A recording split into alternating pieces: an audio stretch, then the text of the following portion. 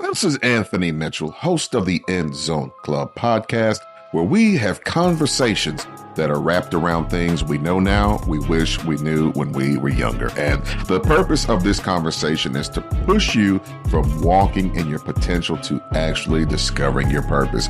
Today, I have a special guest with me, but before I introduce him, I would like to encourage you to like, share, rate, subscribe to today's podcast.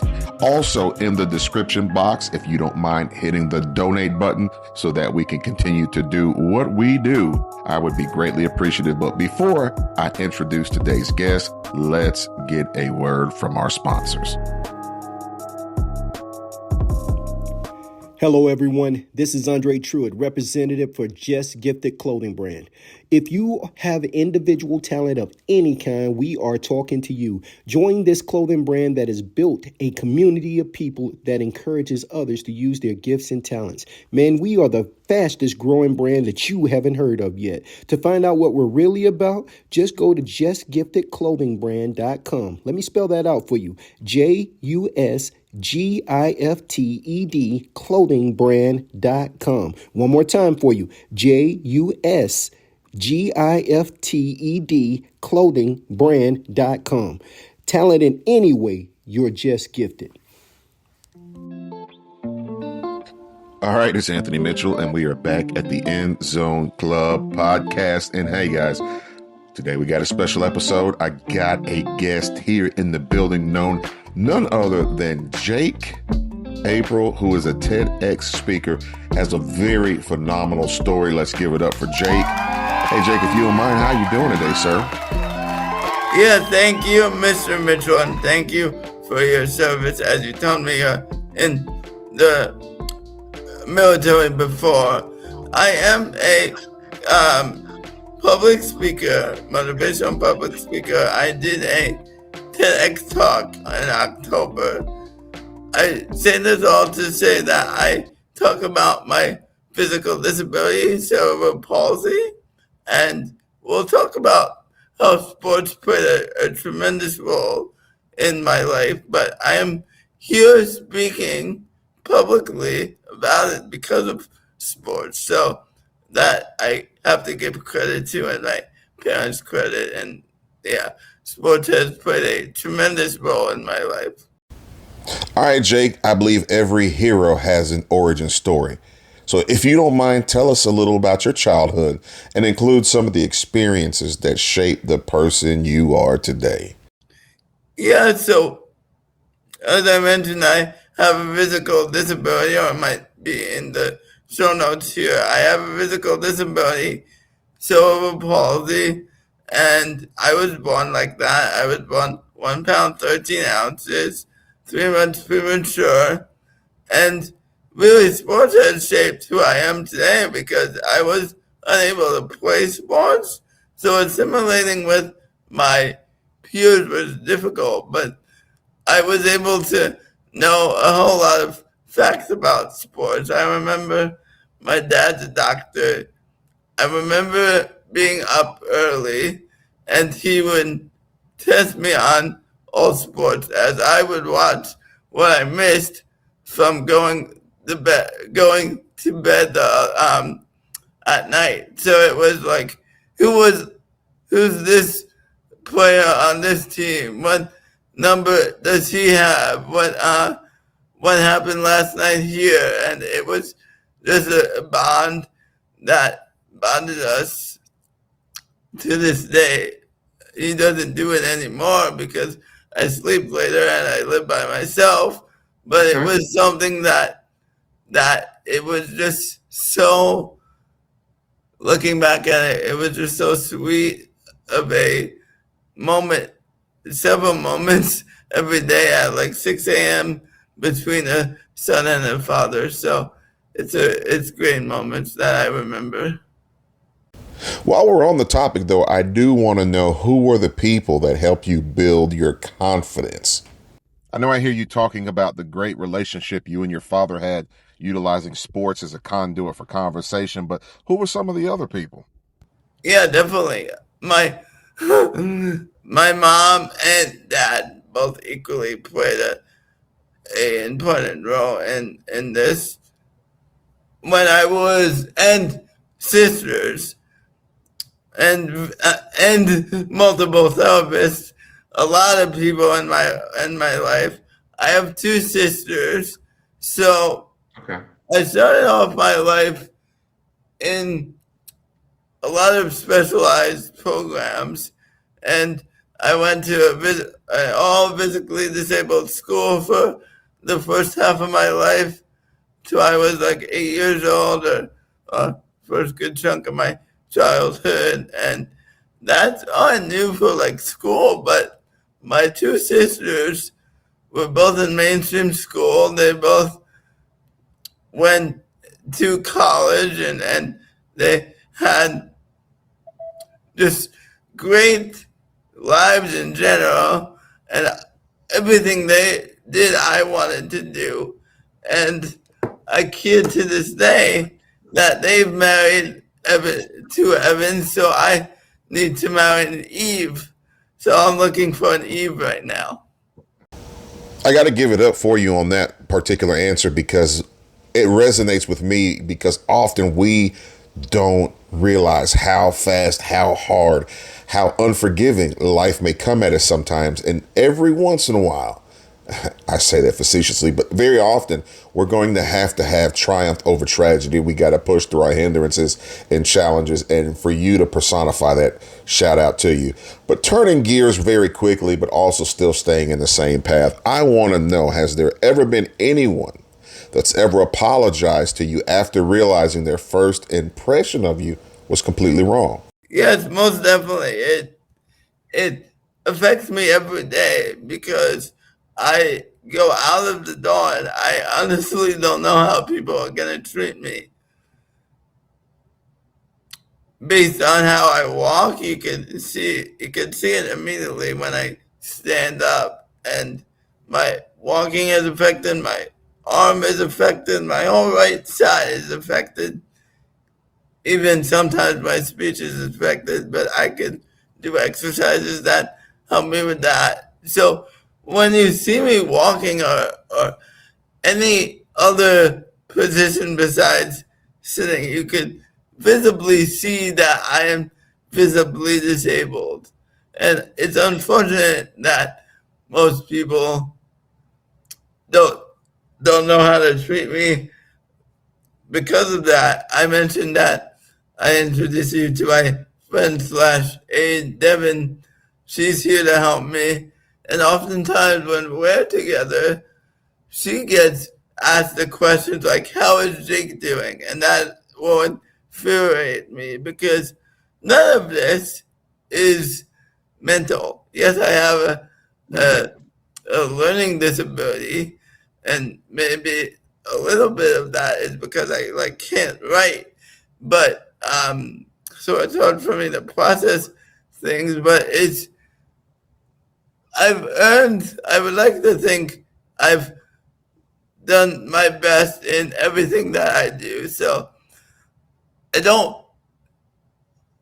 I mentioned that I have a TED Talk. I usually don't like to mention that off the bat. Maybe for credibility reasons is why I mentioned it. But I do have a master's degree in sports journalism, and I say that, thank you. I say that to be more credible. Honestly, I think what works here and what would be great for me, but also really sad, is if I made a T-shirt about all my accomplishments. Because once I tell people what I've accomplished, then the whole demeanor changes. All right, we've gotten to the point of the conversation I've really wanted to have, but not only have I been interested in doing a TEDx talk, but I feel like I'm blessed to have you on the stage and that you have done that. Now, I will say, whereas a lot of people have fear about standing up, speaking in front of people about their life circumstances and things they've encountered. I want to know from you how you built up the confidence, the courage, but most importantly, what steps you went about making that TEDx talk happen. So there's a guy named Jason Benetti, going back to my cerebral palsy. And I know you do great stuff with football and youth. So thank you for your work in the sports department. So there's a guy named Jason Benetti. He has cerebral palsy like myself, and he actually is a professional announcer. And I saw this around maybe my freshman year of college, and I went to college because I saw my sister doing it. My sister's having a college experience, so I wanted to have a college experience. But long story long, I saw Jason on an advertisement for cerebral palsy awareness, and he was doing a professional game.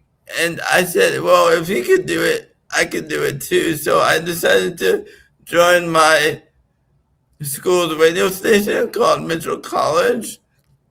Then I was able to broadcast, co-host my own radio show, and broadcast some games. And Mitchell was great. I thought I needed more educational experience and more hands-on.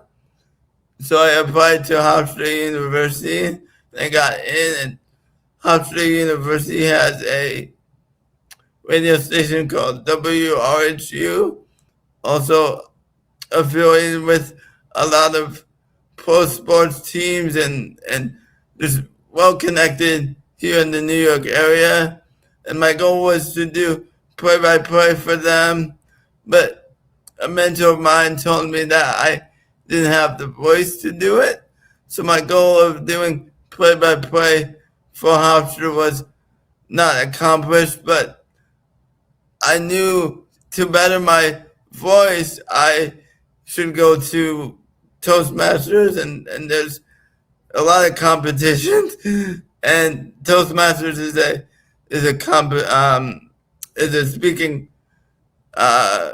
speaking organization, and I chose to enter a competition. And long story short, I ended up hiring a speaking coach who was asked to do it or to apply to a TED Talk from this agency. And he said, well, I want Jake to have the opportunity too. So we actually did it together.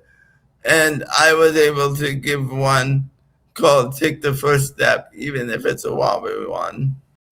2 thumbs up on that. I got to give it to you for being able to conquer what many people would consider to be a fear, a great fear, speaking in front of people, again, as I mentioned earlier. Now, for you, a lot of your journey as a motivational speaker, you were constantly tearing down hedges. You were constantly breaking down first impressions. You're constantly doing what a lot of people that are fully able to do more than what they're doing are doing. You have not allowed consequences of life to affect you. Let's talk a little bit more about some of these boundaries, so to speak, that you've been breaking with your platform.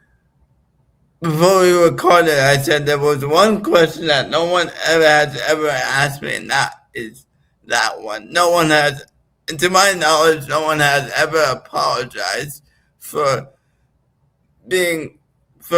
judging me wrong, but they have changed their tone, which is the ultimate respect, and I don't really never part of the reason why I said no one has ever apologized is I'm not sure if I ever looked for it. There might be several apologies, but no one has ever physically formed a sentence like, I apologize for misinterpreting you. Maybe they said, like, under their breath, whispering, but I don't remember hearing like a formed sentence like that. Hey, lighthearted question. You mentioned being a sports fan. Who are some of your sports teams? Yeah. Haven't had the best of luck on that one, even though I'm a Knicks fan. So Knicks, to start I off love the with, Knicks. that's a good one.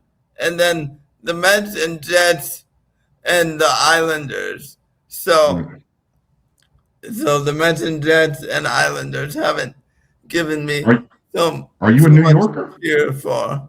I'm from New York. Yeah, I'm in New Which York. part of New York are you from? I'm from Long Island, the Westbury area to begin with in my life, but now I live in the Flow Park area. So when I actually grew up in Jersey, about 35, 40 minutes from Long Island. So very familiar with the area. Very cool. I can't express enough just how major of a moment it is as a Knicks fan to be able to savor a 53-year drought with another Knicks fan. With me living in the South, especially, it's not every day I run across Knicks fans. So let's just take a moment to enjoy it. All right, now that I've gotten that sigh of relief out, let's turn the corner very quickly, because here at the Endzone Club, one thing we do a lot is we work with a lot of different kids with a lot of different backgrounds. What I want you to do is take a moment to share with us and our coaches, how can we get kids to focus not on their disability, but to focus on their abilities? Give us some tips and pointers for that. How can a parent or child help someone focus on ability versus disability? Find the thing that they're passionate about, and if that is sport, focus on the positive.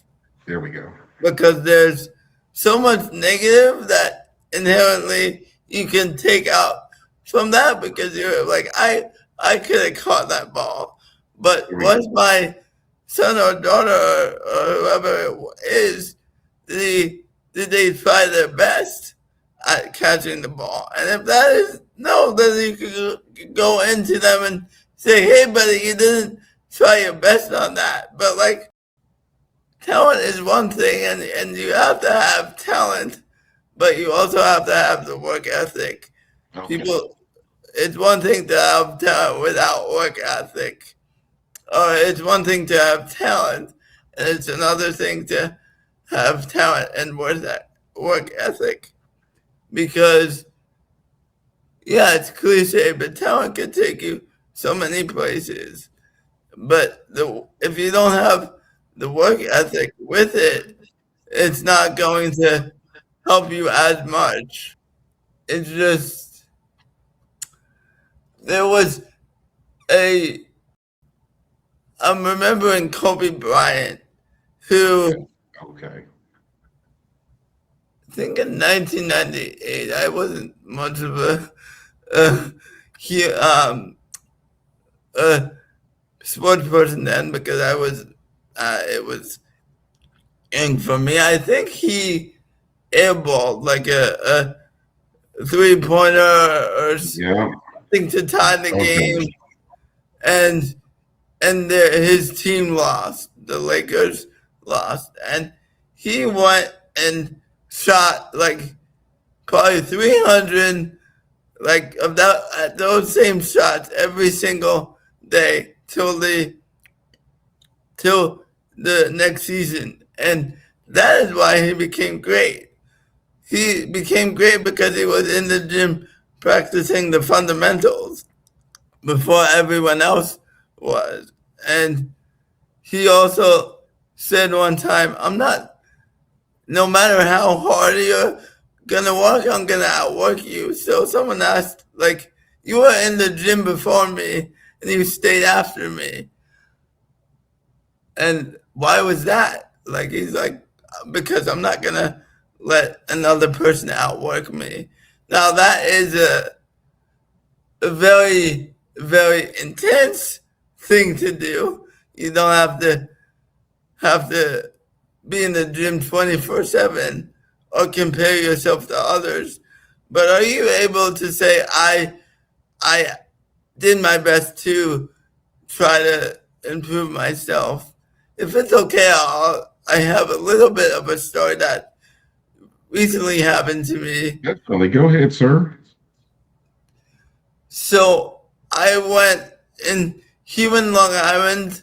It's summertime, obviously, and it was 90 degrees. And I went to the pool one day, and I know how to swim and everything, so everything was good like that. But I got out of the pool, and I sat and wiped my feet off because it's hard for me to do it standing up. And I was unable to get up. And thankfully, actually 2 people were able to help me up. And I was frustrated as all heck because at that moment I felt that my cerebral palsy won. And I said, "Can I help this?" And I said, "Well, no, I cannot help cerebral palsy, but can I help to be fitter? So the next time I have to do this, I could do it myself." And I said, "Yeah." So that's something that I now use as motivation to be able to go into the gym. And that just happened last week. And I'm not telling you that I've only exercised once this week, and that's because I went to physical therapy. But that's just to say, like, there's always something that you could find to spark you, and you be able to do something that you couldn't do next time. It's not about what you can't do; it's about what you can adapt to. Mr. Jake, thank you for removing the need for us to make excuses for why we're not moving forward in life. You've really held my feet to the fire, so to speak, about excuses I have made and letting me know that, hey, you know what, I need to ratchet my work ethic up a little bit. So what I do want to do, though, real quickly, because I have really enjoyed, I actually went back and got a chance this week to listen to a portion of your TED Talk. And I got to give it up to you, because ultimately I've met a lot of people that have wanted to do that but have never taken the first step towards doing it. What I want to know is, like, if someone's listening to today's episode and they just want to learn more about your journey or support you in some capacity, where can how supporters really just learn more about your platform and support? Well, thank you. I just want to tell you that there's things that I've wanted to do and haven't done, like go and meet that individual with cerebral palsy who is now a major league announcer. I could have easily met him, but I just didn't have the courage to ask the right questions. So I'm not perfect, and no one is. I'm just gonna give you an inside look, because I think a lot of this is like when you listen to podcasts, you hear all the glorified information that a person has done, but you don't know what they have struggled with. So I just want to give the audience an example of that, so they know that it's not all roses and petals at the end of the road here. I still make mistakes. But if you want to support me in that journey, and I mean this with wholeheartedness, to push me in things that you see that I'm not doing. If you want to follow me on social media, and if I tell you I'm gonna post 3 times a week or once a week and I'm not doing it, you're welcome to call me out on it. So it's all the information could be found at jake-april.com. You know what, guys? If you don't hear the word accountability and what he just shared, he's telling you, if I tell you I'm going to do something, and I don't do it, hold me accountable for it. That is the mark or a sign of a true leader. None of us are perfect. I have made mistakes, bad choices, bad decisions, haven't followed through with everything I said I wanted to do, but I'm still here. I'm still pushing. I'm still trying at least to get 1% better every day. With that said, Jake, there's something on this platform I ask everyone who comes on to always answer this final question. If it's one you don't feel comfortable with, just let me know, but it's very simple. And I always ask my people this: what's something you know now you wish you knew when you were younger? That things are more in my control than I thought they were.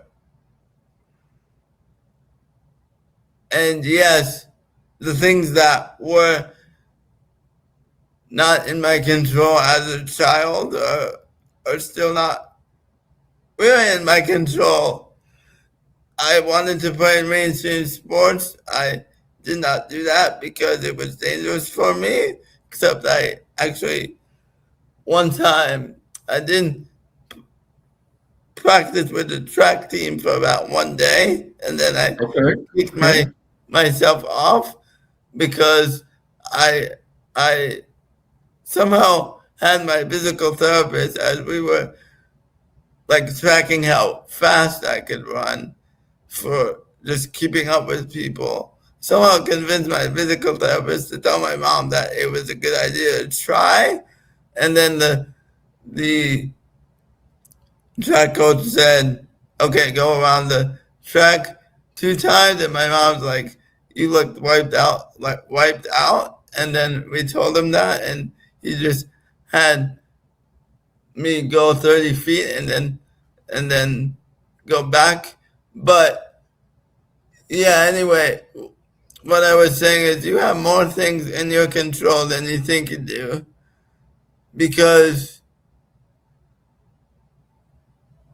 and I mean this with all loving and sincerity, I think I'm in the majority here that thinks that they're going to be, if they like sports and want to be a major league athlete, is going to be a major league athlete.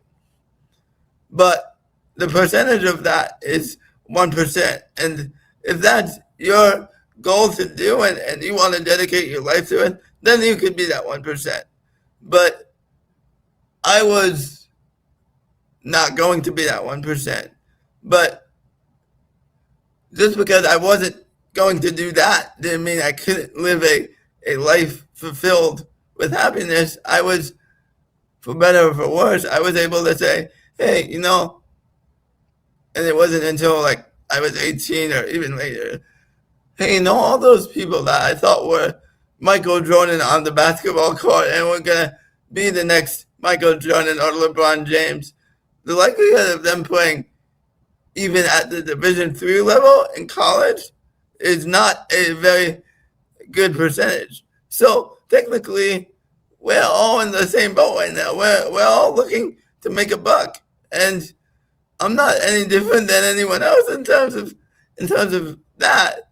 I might not be able to become a carpenter or do a job with physical labor, but everyone is in the same boat, and I could make it as great as they make it, and that just changed my mindset.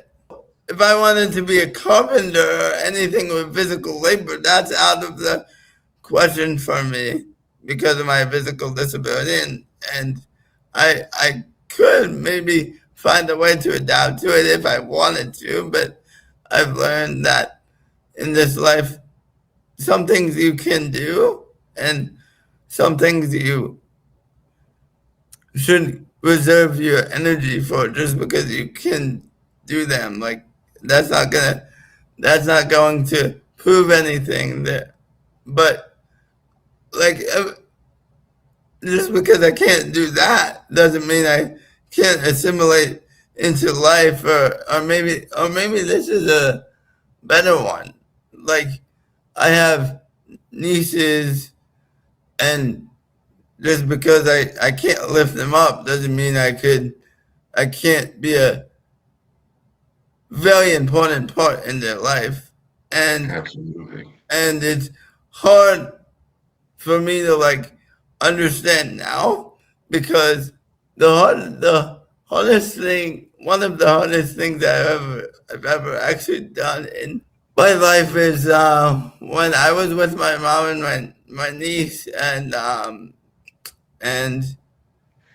my niece asked me, why does Jake walk that way? And I went into this whole like soliloquy about I was born with limited oxygen, and I'm talking to a 3-year-old like that.